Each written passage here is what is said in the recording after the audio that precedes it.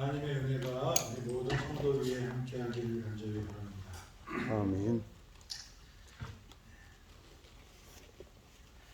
하나님께서 모세에게 또 이스라엘 백성들에게 언약을 하시고 그들에게 하나님의 백성이 되고 하나님의 뜻대로 사는 삶을 요구하십니다.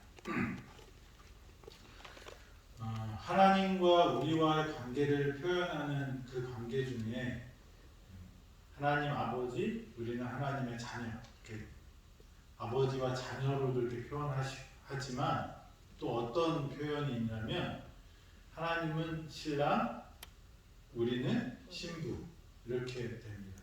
그래서 이 출애굽기 내용을 보면 하나님께서는 이스라엘 백성들과 언약을 맺는 게 뭐예요? 이 결혼하는 거랑 똑같은 그런 것입니다.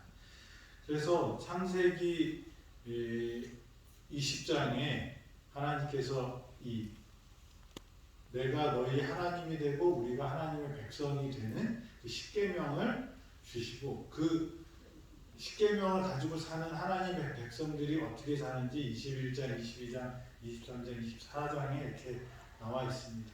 그래서 출애굽기 24장에는 하나님께서 모세를 불러서 산으로 부르시고 또 하나님께서 그 40일 동안 모세와 함께 그런 시내산에서 여러 가지 지시를 하십니다. 근데 그 지시 중에 하나가 뭐냐면 출애굽기 25장에 나와 있는 말씀입니다. 출애굽기 25장의 말씀은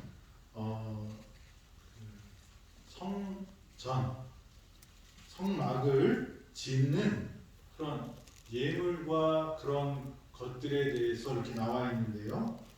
그래서 이 모세가 시내산에서 십계명도 받고 하나님의 백성들이 어떻게 살아야 되는지도 말씀을 듣지만 또 하나 듣는 것은 뭐냐면 성소를 어떻게 지을 것인가에 대해서도 말씀을 듣는데 오늘 25장에는 그 성소를 지을 예물을 받으라 라고 이렇게 말씀을 하십니다.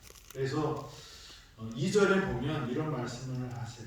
이스라엘 자손에게 명령하여 내게 예물을 가져오라 하고 기쁜 마음으로 내는 자가 내게 바치는 모든 것을 너희는 받을지니라. 그래서 하나님과 결혼식 할 때 뭘 하죠? 예물을 교환합니다. 그죠? 예. 그래서 내가 당신을 사랑합니다 라는 표시로 주는 것이 예물입니다. 결혼의 의미가 담겨 있어요. 결혼 예물은 마찬가지로 하나님께서 하나님이 이스라엘 백성의 하나님이 되는 그런 이스라엘 백성의 보호자가 되겠다고 하시면서 함께 하시겠다고 하면서 하신 것이 뭐냐면 성소를 짓는 것을 하시는 것입니다. 그때 하나님께서 그 성소를 지을 때 예물을 받으셔서 성소를 짓게 됩니다. 성소를 지으려고 하는데 그 재료들을 누구한테 갖고 오라고 해요? 이스라엘 백성들에게 갖고 오라고 합니다. 왜 하나님은 그냥 짠 하고 딱 지어서 이스라엘 백성들한테 안 주시고 너희가 갖고 있는 걸 다 갖고 내놔 그렇게 하셔서 성소를 지셨을까요? 사도행전 17장 25절에 보면 하나님은 무엇이 부족한 것처럼 사람의 손으로 섬김을 받으시는 분이 아니에요. 왜요? 하나님은 모든 우주가 누구 거예요? 하나님의 것이기 때문에 우리한테 뭐가 필요하신 분이 아니에요. 하나님은 말씀하시면 어떻게 돼요? 이루어진다고 말씀하셨어요. 얼마나 좋겠어요.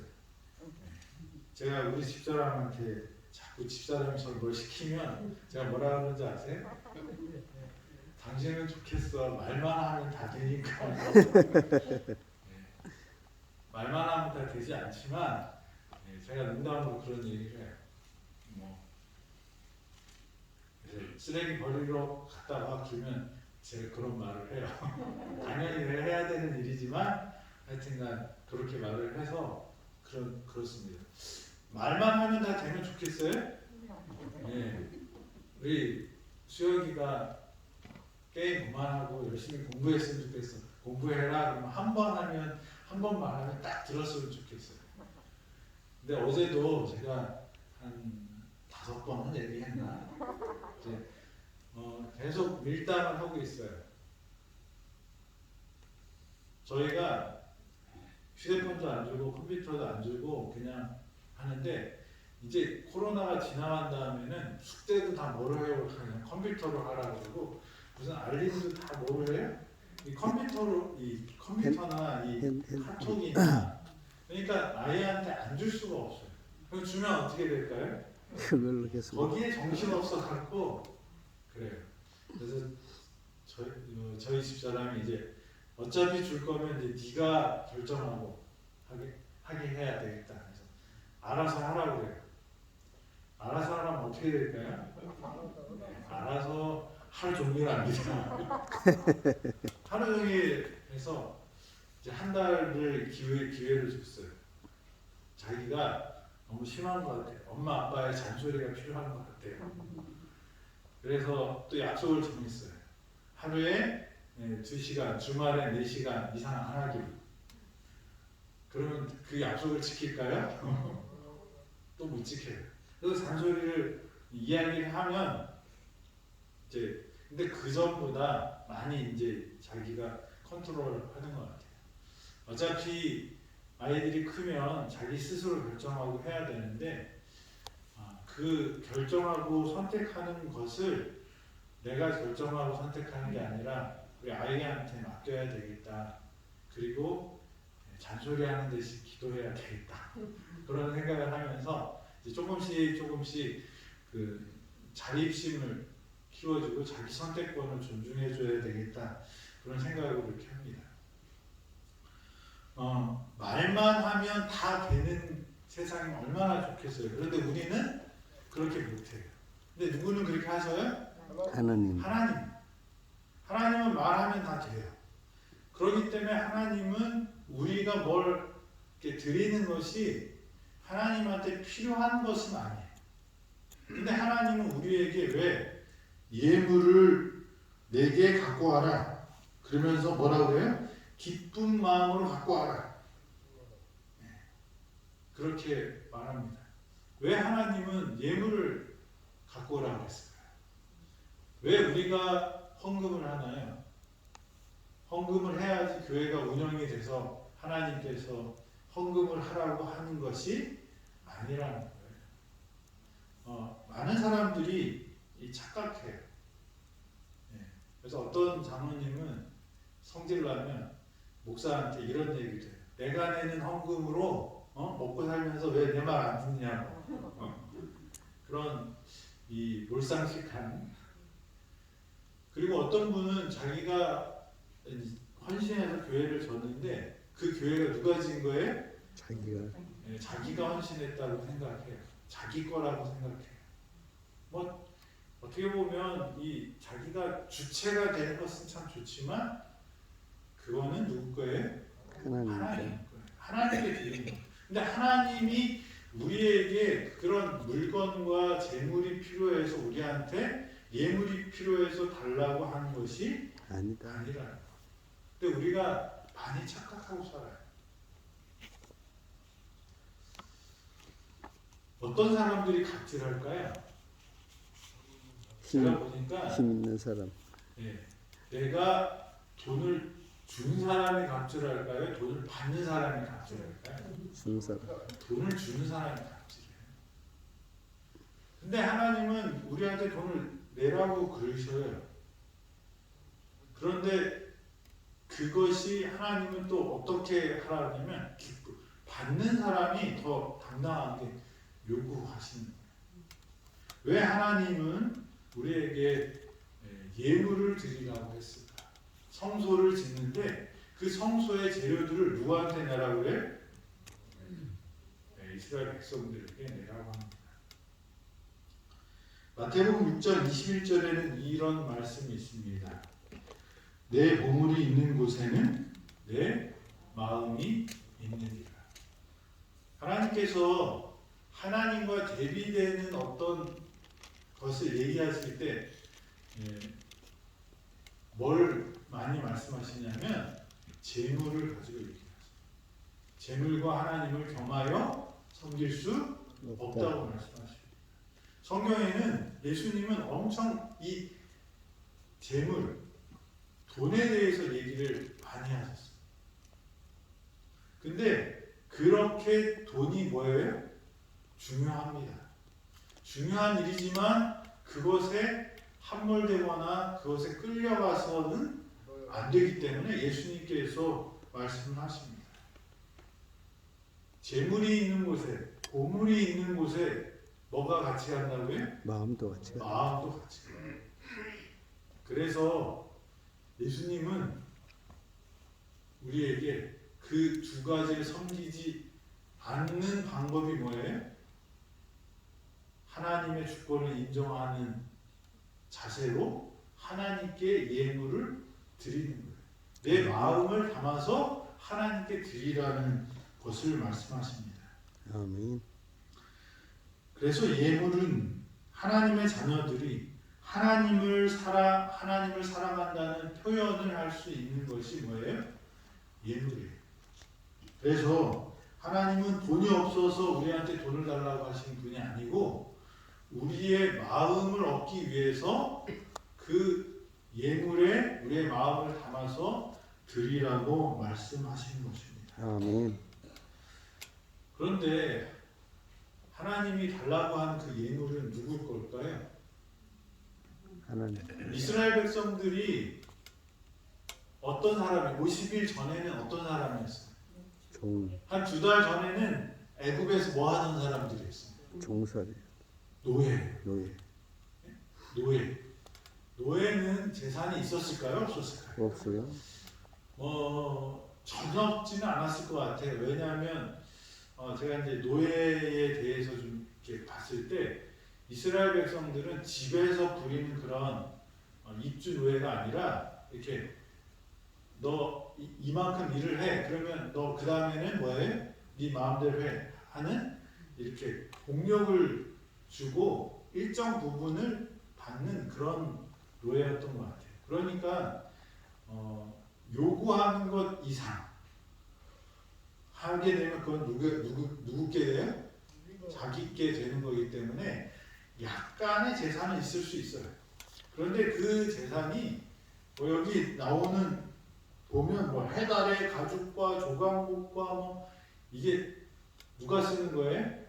노예들이 쓰는 게 아니고 부자들이 갖고 있는 보물들이에요.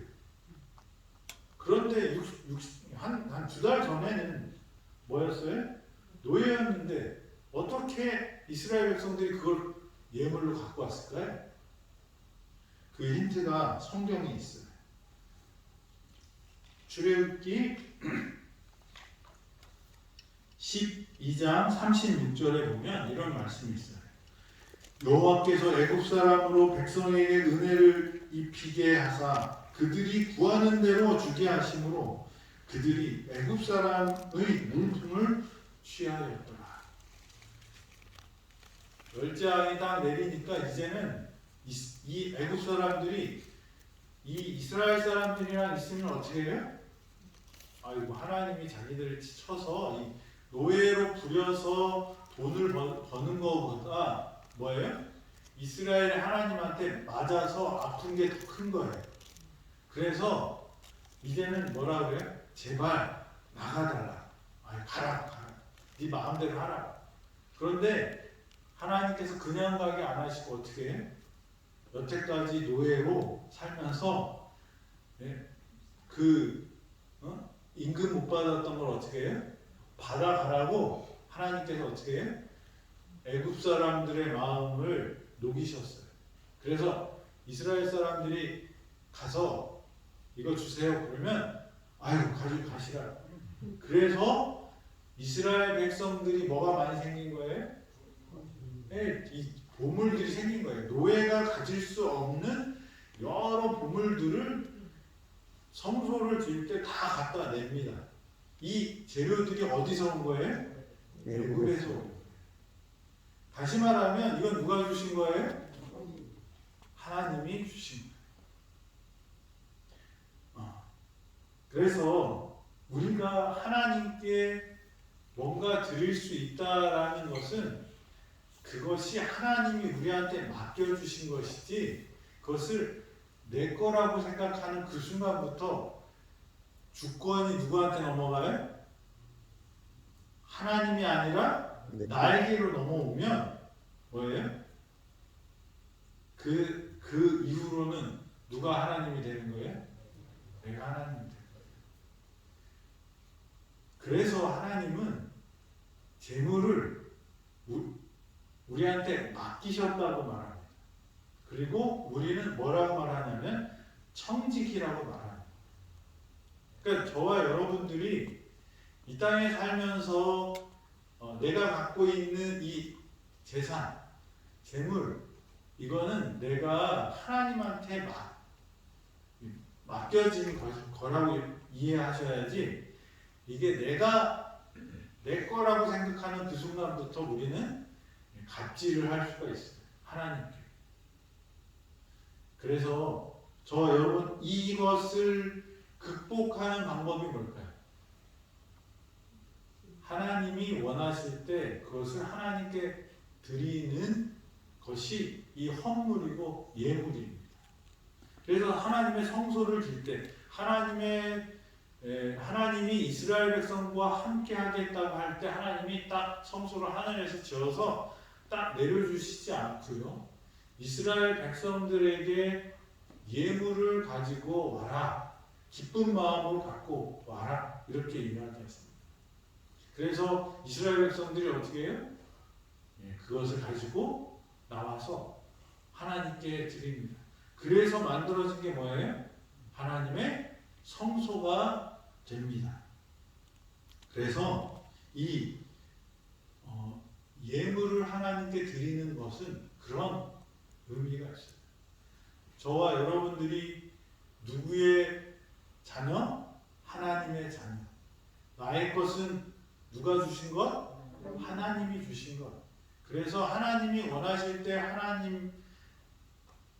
하나님의 뜻대로 그것을 쓴다고 그러면 그것은 우리의 주인이 누구라는 것을 인정하는 거예요? 하나님인 것을 인정하는 거예요. 그래서 하나님께 예물을 드리는 것은 하나님이 하나님 되심을 인정하고 우리의 마음이 하나님보다 더 사랑하는 것이 없다는 것을 말하는 것입니다. 젊은 관원이 영생이 어디 있습니까? 라고 와서 묻습니다. 예수님이 하나님의 율법에 있다고 말씀하셔요. 어려서부터 내가 하나님을 사랑하는 10계명을 다 지키고 이웃을 사랑하라고 한 그 5제부터 10계명을 다 지켰다고 이야기했을 때 예수님이 한마디를 더 하시죠. 내게 한 가지 부족한 것이 있으니 그게 뭐예요? 내 가진 것을 팔아서 가난한 사람을 도와주고 나를 따르라. 그런데 이 젊은 관원은 어떻게 합니까? 근심하면서 돌아갔어요. 왜 그랬을까요? 한 가지 부족한 그게 한 가지가 뭐예요? 하나님을 인정하지 못했어요. 하나님께서 나에게 주신 그 은혜를, 선물을 하나님께서 주신 거라고 생각 안 하고 누구 거라고 그래? 자기 거라고. 당연한 내 거라고 생각합니다. 두 번째로는 사랑하면 뭐 해야 돼요? 네. 희생해야 돼요. 희생 없는 사랑은 사실 공연불이랑 똑같죠. 진정한 사랑은 뭐가 있어요? 희생이 있는 것입니다. 그런데 이 젊은 관원에게 있어서 사랑한다고 하는데 얼만큼 사랑한 거예요? 내 이웃을 내 몸과 같이 사랑하라고 했는데 누구처럼 사랑했어요? 제일 사랑한 건 나고 그 다음에 내 이웃은 뭐예요? 사랑의 정신이 어디에 있어요? 저 강아지만도 못하는 저 밑에 있어요. 그래서 그런 마음을 갖고 있었기 때문에 예수님께서 그렇게 말씀하십니다. 재물을 사랑했어요. 하나님보다도 사람보다도 더 많이 사랑하는 게 뭐예요? 재물이었어요. 그래서 예수님께서 그것을 팔아서 나눠주고 나를 따르라고 했을 때 그 이후의 삶은 누가 책임지실까요? 예수님이 책임지시겠다는 또 다른 보증의 다른 표현입니다. 그런데 이 젊은 사람은 뭐라고 말해요? 근심하면서 돌아가요. 왜 근심할까요? 내가 더 재물 없으면 어떻게 살까? 하나님은 우리의 주인이 되고자 하십니다. 하나님은 하나님이 되고 싶어 하십니다. 그것은 우리가 하나님보다 더 사랑하는 것이 있어서는 안 된다는 말씀입니다. 그 중에 가장 강력한 것이 뭐예요? 재물이에요. 사람들은 왜 돈을 자꾸 모으려고 그럴까요? 아플 때도 뭐가 있어야지 좀 대접받으면서 아플 수 있어요? 돈이 있어야죠. 그런데 돈은 편리한 것입니다. 근데 그것이 하나님이 돼서는 안 돼요. 하나님은 아프시기 전에 우리를 치료하실 수도 있는 분이에요. 그러니까 우리가 생각하는 그 필요, 하나님이 다 책임지실 수 있는 것입니다. 그래서 저와 여러분들이 이 하나님께 예물을 드리는 것은 그런 의미가 있다는 것을 기억하게 되기를 바랍니다. 또 하나는 이 재물이 있는 곳에, 보물이 있는 곳에 내 마음이 있는 것처럼 우리가 헌금을 드리면 우리의 마음이 어디로 가요? 교회로 가고 하나님께 갑니다. 그러면 그런 사람들은 믿음이 자라날까요? 그대로 있을까요? 우리는 돈에 자유로운 사람들이 돼요. 돈의 영향을 우리가 안 받고 살 수는 없어요. 그렇지만 돈 때문에 결정하는 것이 아니라 옳고 그름 때문에 결정하고요. 돈에 의해서 좌지우지 되는 것이 아니라 옳고 그름, 하나님의 뜻이 무엇이냐에 따라서 우리가 선택할 수 있는 사람이 되어야 하는 것이죠. 그게 믿음의 성장입니다. 믿음은 어떤 걸까요? 히브리서에는 보이지 않는 것의 실상이에요. 보이지 않는데 그게 뭐예요? 진짜래요. 왜 그렇게 말씀하실 수 있어요? 보이지 않는 것이 진짜가 되는 것을 믿는 거예요. 그러니까 우리한테 돈이 없어도 우리가 먹고 사는데 모든 문제를 해결해 주실 수 있는 분이 누구예요? 하나님이라는 거예요.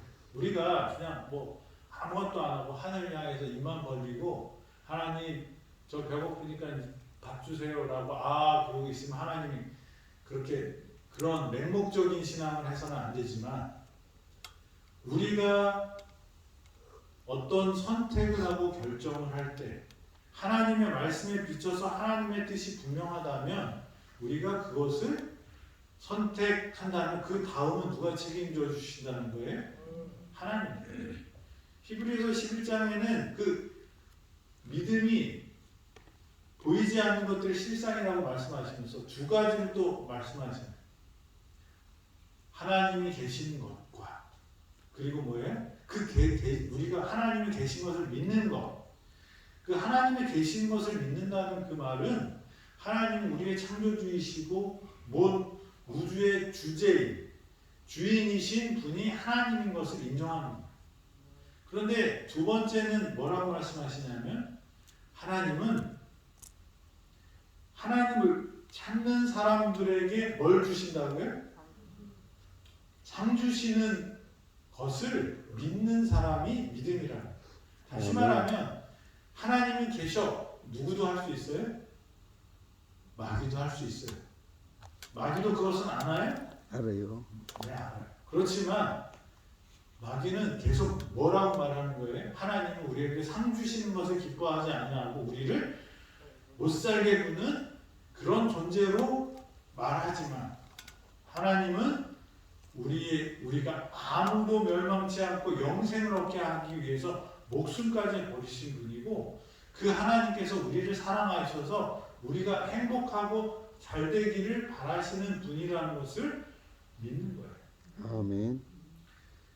그래서 우리가 그 재물을 믿는 것보다 누구를 믿는 거예요?